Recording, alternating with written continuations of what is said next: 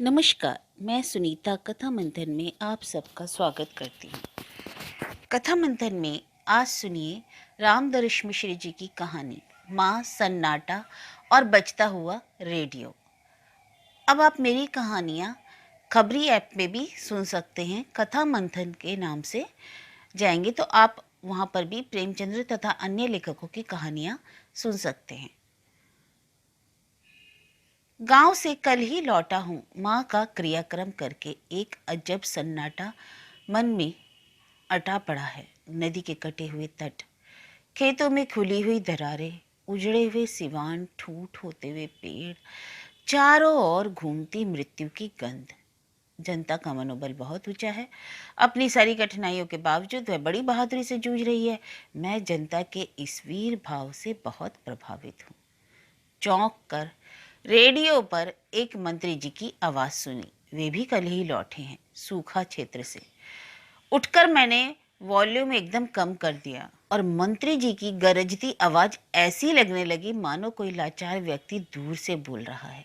हाँ, अब ठीक है। वह डूबती आवाज मेरी मनस्थिति के पास आ गई और इसमें वह टूटता प्रदेश कहीं अपना साम्य खोज रहा है। बस से उतरकर गांव की ओर देखा। सामने एक विशाल भूभाग अपने समस्त खालीपन से मेरे भीतर उभर उठा। मैं हाथ में बैग लिए कुछ क्षणों तक उदास आंखों से इस विशाल सूने विस्तार को देखता रहा। फिर धीरे धीरे पैदल गांव की ओर चल पड़ा। नदी का निचाट, कछार, इस रास्ते में कई बार आया हूँ इस मौसम में। तब खेत तरह तरह की फसलों से भरे रहते। बांगर पर के खेतों से में अरहर की फसल लपसती रहती थी। किसानों से रास्ते बचते रहते थे। गांव की लड़कियां और स्त्रियां हंसती हुई खेतों में उतराई रहती थी। आज रास्ते सूने हैं। जाड़े की इस उदास दोपहरी में खाली फटी हुई जमीन लेटी है और मैं उदास पगडंडियों से सरकता जा रहा हूँ। माँ मर गई है। मन की उदासी इस विशाल भूभाग की उदासी के साथ मिलकर गाढ़ी हो रही है। नदी का तट, तट ही तट, पानी की एक रेखा बीच में आहत सी खींची है और तट का लंबा विस्तार यहाँ से वहां तक फट गया है।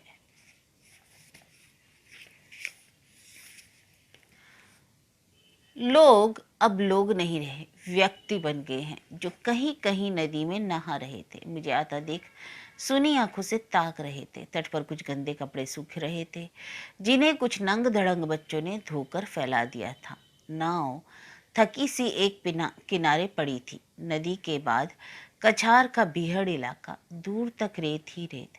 हर साल बाढ़ आती है, सारी हरियाली निकल जाती है और छोड़ जाती है सन्नाटा, भुखमरी। लेकिन रवि के लिए औधी जरूर दे जाती है, बेबसी और अभाव में भी एक हंसता हुआ सपना। इस साल बाढ़ नहीं आई, पानी भी नहीं बरसा। खरीफ की फसल जो गई सो गई। रबी की फसल के लिए भी जमीन तैयार नहीं हो सकी। बांगर और कछार एक से, मगर बांगर पर बिजली के कुएं तो नहीं है।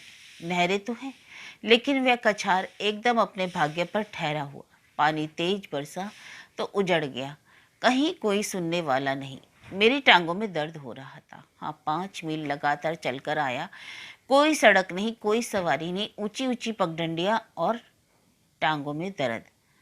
मंत्री जी दौरा करने गए थे बाढ़ क्षेत्र का, सूखा क्षेत्र का। हवाई जहाज, कारें, पहनाई जाती हुई मालाएं, जय जयकार, जनता को देखती नागरिक आंखें। खपरेलों पर उदास धूप से में लौकी कोहड़ों की सूनी बैली फैली थी। तीजहर हो गई थी। घर पहुंचे तो पिताजी तीर बांस लिए बैलों को चरण पर से अलगाते दिखाई पड़े। उनकी दुबली पतली काया दाढ़ी बढ़ जाने से और भी विषादग्रस्त दिखाई पड़ रही थी। मैं उनके सामने जाकर खड़ा हो गया। गमी में प्रणाम नहीं करते। उन्होंने मुझे देखा, खड़े खड़े क्षण भर देखते रहे। फिर उनके सर्द चेहरे पर एक रेखा उभरी, कांपी और सारा ठहराव टूट गया। तड़ाक! मैंने चौंक कर देखा। बैल ने पगहा तुड़ा लिया था। पिताजी नहीं चौंके, जैसे यह तो सामान्य घटना। बोले, क्या हो, बैलों का पेट भरता नहीं? पगड़ा न तुड़ाए तो क्या करे? पहले तो दिन में कई बार तुड़ाते थे, अब तो गलकर आधे रह गए हैं। मैं देखता रहा। बैलों के शरीर का मांस गलकर बह गया है, हड्डियां ही हड्डियां बच गई हैं। एक तो मर गया, बड़े कष्ट से पिताजी ने कहा। मैं चुप रहा। पिताजी बोलते गए, भयंकर अकाल फैला हुआ है, न पशुओं को चारा मिलता है न मनुष्यों को भोजन। हे राम, कहकर पिताजी चुप हो गए और उनकी चुप्पी में ना जाने कितनी व्यथाएं उभर आईं। बस स्टेशन से देखता आ रहा हूँ, नदी, खेत, गांव, और लगता है इस 6 मील की सारी उदासी पिताजी की चुप्पी में समा गई है। पिताजी एक काठ की चौकी पर बैठ गए और मैं एक चारपाई पर। अंदर से बुआ जी लोटे का पानी लिए निकली तो मैं धक से रह गया। लगा माँ लोटे का पानी लिए निकली हूँ। मन एकाएक कितनी स्मृतियों से भर उठा, कितनी यात्राओं की वापसी और लोटे का जल लिए माँ का निकलना। कल ही आई है, बुआ जी की ओर लक्ष्य करते हुए पिताजी ने कहा। फिर चुप हो गए, जैसे किसी भंवर में फंस गए हों। तुम्हारी माँ तुम्हें देखने के लिए तड़पती रह गई। उनकी आंखों में अंतिम दम तक जैसे एक ही प्यास थी, तुम्हें देखने की। तुम समय से ना आ सके।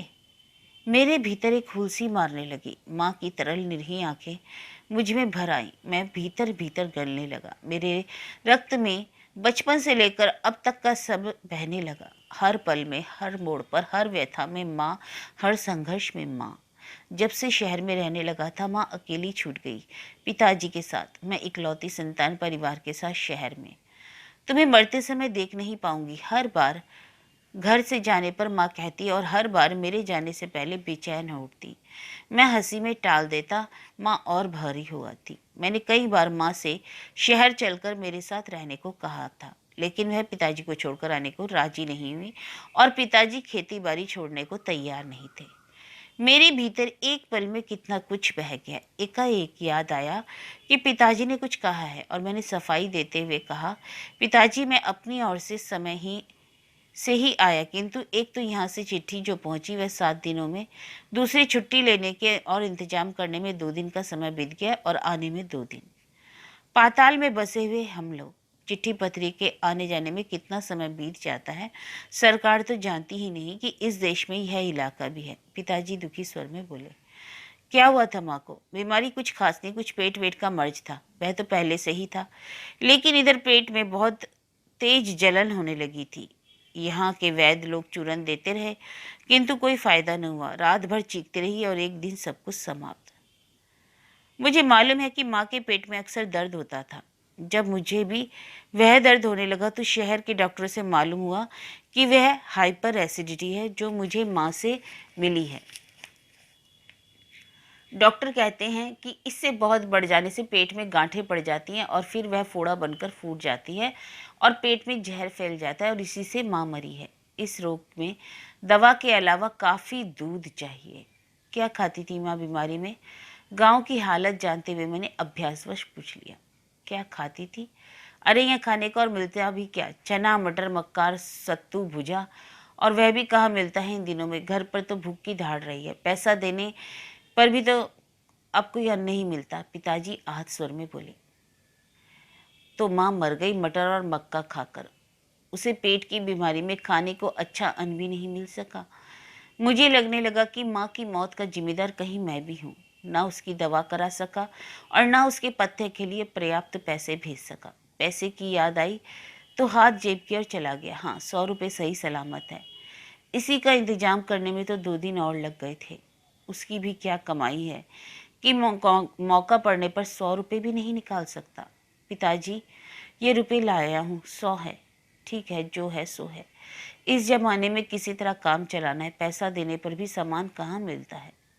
पिताजी ने मेरे रुपयों की संख्या पर कोई टिप्पणी नहीं की, कभी नहीं करते। उन्होंने घर के लिए कभी पैसे भी नहीं मांगे, जैसा कि गांव के लोग अपने घर के काम सूत्रों में से मांगते हैं। वे जानते हैं मेरी मजबूरियों को, शहर में परिवार लेकर रहने वाले एक व्यक्ति की मजबूरियों को। शहर में राशनिंग चल रही है, रोज रेडियो पर नेताओं के भाषण आते हैं। देश संकट में है, अन्न का अपव्यय नहीं करना चाहिए। समारोहों में 100 आदमी से अधिक को नहीं खिलाना चाहिए, यह एक जुर्म है।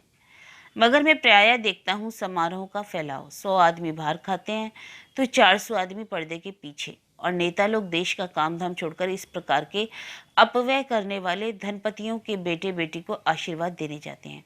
अभी उस दिन मेरे मोहल्ले में रहने वाले एक सेठ की बेटी से मंत्री के बेटे की शादी थी, और मैंने जो तमाशा देखा उसे बयान नहीं कर सकता।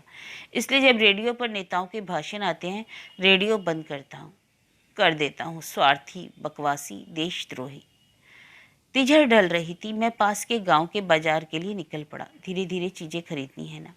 गांव के बीच से होता हुआ जा रहा हूँ। भयंकर सन्नाटा। मुझे याद है आई बचपन में मुझे याद हो आई बचपन में देखे हुए प्लेग की। गांव में भयंकर सन्नाटा, जैसे अभी अभी कोई तूफान गुजरा है। लोग मुझे देखते थे, प्रणाम आशीर्वाद होता था। सब कुछ एक अजनबी की तरह। कुछ लोग दीवार से सटे हुए धूप के सहारे बैठे अपने मैले कपड़ों में से चिल्लर निकाल रहे थे, और कुछ औरतें एक दूसरे के सिर से जूं निकाल कर मार रही थी। कुछ उपले पात रही थी। गुड़साल सुना था, उसमें घुसकर एक कुत्ता लेटा था। दरवाजे पर बच्चे खाली कटोरे लिए रो रहे थे और रो रो कर थक गए थे। पेट निकले हुए, हड्डियां उभरी हुई, आंखों में एक थका अंधकार। लोग धीरे धीरे बाजार की ओर निकल रहे थे, जैसे खेत में खड़े किए गए धोखे चल रहे हों। गांव के बाहर हुआ, सामने खेत बोए अनबोए पड़े थे। खेत अनबोए पड़े हैं। मैं अपने आप से बातें करने लगा। पा लगी बाबुआ। आगे आगे सरकती हुई एक आकृति पीछे मुड़कर बोली, बबुआ अब कुछ होना ही नहीं तो घर में जो 2-4 दाना रखा हुआ है उसे भी कौन बर्बाद करे। फिर वह हाफने लगा। दुधई, अरे तुम? हाँ मालिक। कहाँ से? अब का बताए बबुआ, मजूरी पताई तो मिलने की नहीं। चंपारण का एक आसरा होता था, इस समय हम लोग वहीं जाकर धान वान काटते थे, दिन गुजर जाते थे। सुना है वहां भी सूखा पड़ा है। कुछ काटने ढोने का रह ही क्या गा। अब बबुआ खाने बिना हम लोग लड़कन तो मर रहे हैं, यहाँ से वहाँ वहाँ से यहाँ घूम रहे हैं कुछ पाने का जुगाड़ में। और इस गठरी में क्या है रे दुदई? अब क्या बताएं मालिक, अब तो इसी का ही सहारा रह गया है। पेड़ की छाल है, लेकिन बबुआ हम लोगों के पास पेड़ भी तो नहीं है। किसी पेड़ की छाल काटो तो गाली मार सहन पड़ती है। पेड़ की छाल आदमी खाता है? कितना अमानुषिक। उफ। लेकिन मेरे लिए मानव की वह बेबसी नई नहीं है। मैंने उसके कई रूप रंगों के बीच से यात्राएं की हैं। गोबराहा, पशुओं के गोबर में से अन्न के दाने निकालकर गाना क्या कम बेबसी है? हमारे यहाँ के हलवाई खाते हैं और हम समाजवाद, मानवतावाद, प्रजातंत्र आदि का नारा लगाते नहीं लगाते। दुधई मेरा हलवाहा है। मैं मरमाहत सा बाजार चला जा रहा था और वह धीरे धीरे मेरे पीछे सरक रहा था, जैसे कोई प्रेत।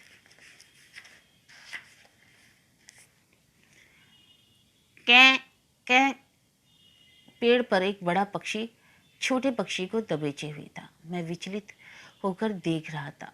अक्का देख रहे हैं मालिक? चुड़ई चुरमन भी अपना धर्म खो बैठे हैं, खेतों के ऊपर उड़ते रहते हैं। कहीं कोई दाना दिखाई नहीं पड़ता, पटपटाकर मर रहे हैं। का करे, अपनी जाति के छोटे छोटे पक्षियों को मारकर पेट की आग बुझा रहे हैं। चैंचे का स्वर धीरे धीरे ठंडा पड़ गया। ढलती धूप में सूअर की चाय चाय के चीत्कार से और भी उदास हो गई। एक शमशान सहसा चिल्लाता हुआ मालूम पड़ा। चरमौठी के चमार एक सूअर मार रहे हैं। अब सूअर ही सहारा रह गए हैं। रोज 2 एक कटते हैं। चमरिया की पूजा हो जाती है और पेट की भी पूजा। दुधई ने फिर प्यालगी की और डगमगाता हुआ अपनी झोपड़ी की ओर बढ़ गया। मैं सूनी हरिजन बस्ती के बीच से धीरे धीरे बाजार की ओर बढ़ गया। में पहले से ज्यादा भीड़ थी, लेकिन शोर नहीं था। लोग एक दूसरे के लिए अजनबी से घूम रहे थे। बेकार थे, काम ही क्या था, लेकिन लेन देन का शोर नहीं उठ रहा था। बनिया दुकान पसारे बैठे थे और लोग अपनी खाली जेबों में हाथ डाले सामने से गुजर गुजर जाते थे। कुछ बनिया से उधार के लिए चिरौरी कर रहे थे और बनिया अपनी असमर्थता के साथ झिड़क रहा था। मैं चिक खस्सी को रेत रहा था। थाने की सिपाही जी, किसी साहब के चपरासी जी, बाबू साहब के ख्वासा जी और कुछ बाहर से आए हुए देहाती बाबूजी, लोग उसके आसपास घिरे थे। कुत्ते बहते हुए खून के लिए लड़ते हुए आपस में कटझाऊ कर रहे थे और पेड़ से बंधे कुछ बकरे आंखों में अजब भय भरे सब कुछ देख रहे थे। चील ऊपर चक्कर काटती हुई टिहा रही थी। बाजार थर्रा उठता।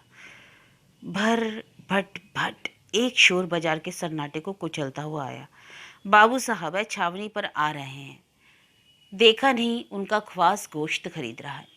मैंने बाबू साहब की ओर देखा और मोटे हो गए। उनके भार से मोटरसाइकिल के पहिए कर्राहते से लग रहे हैं। उनके साथ एमएलए साहब भी हैं।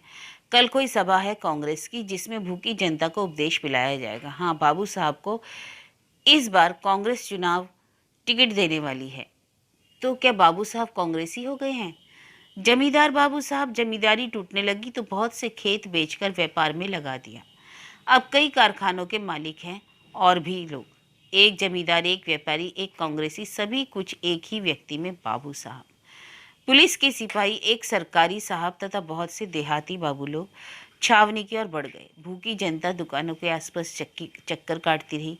एक औरत को जैया आ रही थी, उठकर कुछ सौदा लेने आई थी, बाजार में ही गिरकर कांपने लगी। और एक बूढ़े आदमी को सूखी खांसी ने इतना जोर मारा कि कटते हुए बकरे की तरह उसकी आंखें छटपटाने लगी और एक पेड़ का आसरा लेकर जमीन पर पसर गया। शाम होते ही होते गांव में मौत का सन्नाटा छा गया। ना कोई खेतों की ओर गया, ना अलाव के पास जमघट इकट्ठा हुआ। लोग अपने घरों के अंधेरे में डूब गए। बहुत से घरों में ना चिराग जले और ना चूल्हे। रात शाम को ही गहरी हो गई और अपनी भारी डैनों के नीचे जमीन के सारे खालीपन को ढकती गई।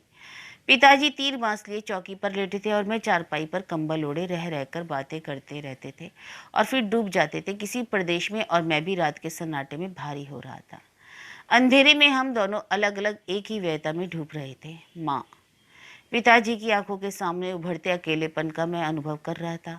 लंबी यात्रा के एक ठहराव पर आकर सहयात्री ने साथ छोड़ दिया, किंतु यात्री को अभी और दूर जाना है। ना जाने कहाँ तक वह अकेला है। अब मुड़ मुड़कर पीछे की ओर देख लेता है, तब यात्रा और भारी हो उठती है। मुझे लगता है कि माँ अब निकलेगी लोटे का पानी लेकर और पास घंटों बैठी हुई मेरा हालचाल पूछेगी, सिर पर हाथ फेरती हुई बच्चों के बारे में ढेर सारी बातें करेंगी।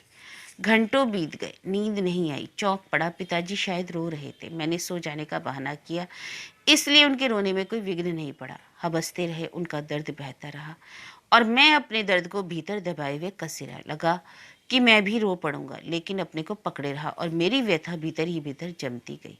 सुबह 8 बजे घर से बगीचे की ओर निकला। सफाचट मैदान पर निर्विलंब गिरा हुआ कोहरा अब भी छाया हुआ था। धूप असहाय सी उसके भीतर रेंग रही थी। कुछ लोग दीवार पर चिपकी धूप से सटे थे। उनके चेहरों से लगता था कि रात अपनी पूर्ण आर्द्रता और अंधकार में से उन पर मोटी मोटी रेखाएं खींचकर चली गई। मुझे अपना बचपन याद आ गया और डंक मारती हुई सुबह रातें मुझसे तेजी से गुजर गई। गर्म कोट के भीतर मुझ में कपकपी होने लगी। दुधई मर गया, कोई बोला। मर गया? मर गया? चलते चलते मैं रुक गया। अभी कल ही तो उसे देखा है। आज रात को टे बोल गया भैया, बहुत भला आदमी था। भला बुरा होने से क्या होता है मौत के संदर्भ में? हर मरने वाले के लिए भला शब्द सुनने का अभ्यास पड़ गया हम लोगों को। लेकिन दुधई सचमुच भला आदमी था, लेकिन वह भला ना होता तो भी मुझे कष्ट तो होता ही। मेरा हलवाहा था और वह और उसके साथ मैंने जीवन को अनेक संदर्भों में देखा था। गांव के 2 हरिजन और मर गए, एक आदमी बोला, और किसी को खबर नहीं। मरना कोई अजीब बात रह गया है तो खबर हो। अब तो मौत हर दरवाजे पर धरना दे रही है। कौन कब चल देगा क्या खबर। और जाड़े की रात में किसी के रोने धोने की आवाज़ उठती भी है तो भीगे हुए अंधकार में उलझकर रह जाती है। मैं आगे बढ़ा। एक कुत्ता रास्ते पर ठंडक से मर गया और सवेरे सवेरे कौओं की काली काली भीड़ उसके आसपास मंडरा रही थी। माँ का काम हो गया। बहुत संक्षेप में सारी क्रिया की गई। मेरे मन में बहुत पहले से कर्म क्रिया की इस परिपाटी के विरुद्ध, खासकर महापात्रों वाले विधान के खिलाफ विद्रोह था। लेकिन गांव में ये सारी क्रियाएं निभानी पड़ी। आलोचनाएं होने लगी कि मैंने माँ का काम बिगाड़ दिया, कि कुछ खर्च वर्च नहीं किया। वैसी पुण्य आत्मा के काम काज में काफी टीम टाम होना चाहिए था। मैंने चुपचाप सब कुछ सह लिया और एक बार गुस्से में कुछ लोगों को सुना दिया कि भीड़ भाड़ देखनी हो तो चले जाओ मंत्रियों, नेताओं और सेठों के यहाँ चलने वाली शादियों में। इस अन्न संकट के जमाने में अन्न धन का अपव्यय करने के लिए मुझ जैसे आदमी के पास ना तो पैसे हैं और ना नैतिक साहस। पड़ोस की चाची बीमार थी। वे माँ की सखी थी। दोनों को प्रायः साथ देखा था। मैं उन्हें देखने गया था। एक दुर्बल काया खाट पर लेटी पड़ी थी, तन पर एक मैली सी फटी गुदड़ी। चाचा उनके पास गाल पर हाथ धरे बैठे थे। उस घर में और कोई नहीं है। एक लड़का है मन्ना, जो कलकत्ता की किसी जूट मिल में काम करता है। चाची को क्या हुआ? अब क्या बताए बच्चा, कल तो ठीक थी, लगता है रात को ठंडक लग गई। एक ही दिन की बीमारी में चाची ऐसी लट गई। चाचा की आंखें एक बार बहुत भारीपन से ऊपर को उठी और फिर अपने में लौट गई। कुछ रोककर अटकते हुए से बोले, बीमारी तो एक दिन की है बच्चा, लेकिन भूख तो कई दिन की है ना। चाची कर रही, उनकी आंखें ऊपर को उठी। मैं धक से रह गया। माँ की दृष्टि, वही करुणा, वही व्यथा, वही आर्द्रता। मन्ना को देखने की रट लगाए है, लेकिन बेचारे के पास आने का किराया हो तब ना। चाचा बोली। चाची कराह कर बोली, बेटा सखी तुम्हें देखने के पास प्यास लिए अंतिम दम तक छटपटाती रही थी। कितनी भली औरत थी। गांव सूना हो गया। चाची की दृष्टि मेरे भीतर चुभती चली जा रही थी। ओह, माँ भी ऐसे ही मरी होगी, ऐसी ही दिखी होगी। वही व्यथा, वही करुणा, बेटे को देखने की वही प्यास। एक खाली हाड़ी गिरी और चूर चूर हो गई। शायद अन्न की तलाश में किसी चूहे ने गिरा दिया। मेरी इच्छा हुई कि 5 रुपए दे दूं चाची के लिए। माँ बहुत याद आ रही थी। हाथ कई बार पॉकेट पर गया, लेकिन मैं रुपए नहीं निकाल सका। अभी लौटना भी तो है। चाची के पास से धीरे धीरे लौट आया। मैंने पिताजी से बहुत आग्रह किया कि वे मेरे साथ चलकर रहें। अब यहाँ क्या रखा है? पिताजी कुछ चुप होते हुए से बोले, रखा तो नहीं है, मगर अपनी खेती बाड़ी तो है, अपना पुश्तैनी मकान तो है, बेच दीजिए इन्हें। राम राम, कैसी बात करते हो बेटा? पुश्तैनी चीज कहीं बेची जाती है? लेकिन पिताजी सोचिए, आपके बाद इनका क्या होगा? क्या मेरे बच्चे यहाँ आएंगे खेती बाड़ी कराने? हाँ, नहीं आएंगे तो मेरे मरने के बाद बेच देना। मैं कैसे छोड़ सकता हूँ? पिताजी नहीं माने। मैं उन्हें अकेला छोड़कर शहर लौटने लगा। सुना चाची मर गई। चाचा अकेले भौंकर भौंकर रो रहे हैं। चाची मर गई। मेरे पांव चलते चलते छिटक गए। चाची की आंखों में वही माँ की आंखें। मैं माँ को नहीं देख सका, लेकिन चाची की आंखों में उसे देख लिया। गांव की बहुत सी औरतें बीमार हैं। हर औरत माँ है। मुझे हर औरत की तड़प में माँ की तड़प दिखाई दी। अभावों से घिरा स्तब्ध वायुमंडल, इसमें भटकती मृत्यु की गंध और घर में दम तोड़ती एक माँ। माँ, मैंने तुम्हें देख लिया। मेरे रुके हुए पांव फिर चल पड़े और गांव के बाहर हो गए। धीरे धीरे छूटने लगे। सिवान पर खड़े अकेले पिताजी, सुने सुने गांव, फैली रेती, दरारों भरा नदी का तट। एकाएक बच्चे ने आकर रेडियो तेज कर दिया। लेकिन हम लोग बहुत मनोबल से लड़ रहे हैं। उनमें बड़ी शक्ति है। किसी को भूख से मरने नहीं दिया जाएगा। उठकर मैंने खटाक से रेडियो बंद कर दिया और कुछ जरूरी काम निपटाने में जुट गया।